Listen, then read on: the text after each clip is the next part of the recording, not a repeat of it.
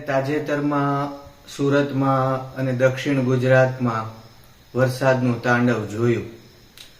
હજુ આવનારા દિવસોમાં પણ દક્ષિણ ગુજરાતને વરસાદથી કોઈ મુક્તિ મળે કે રિલીફ મળે એવું લાગતું નથી.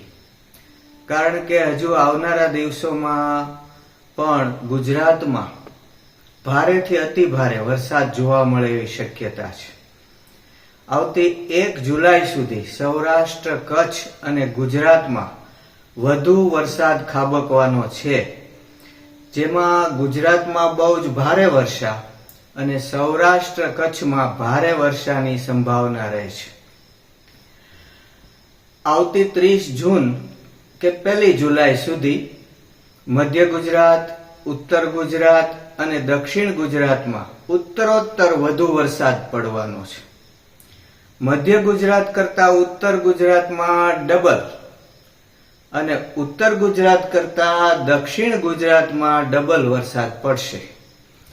મધ્ય ગુજરાતમાં 1 થી 2 ઇંચ, ઉત્તર ગુજરાતમાં 1 થી 4 ઇંચ અને દક્ષિણ ગુજરાતમાં 5 થી માંડીને 7-8 ઇંચ સુધીનો વરસાદ પડવાની સંભાવના રહેલી છે.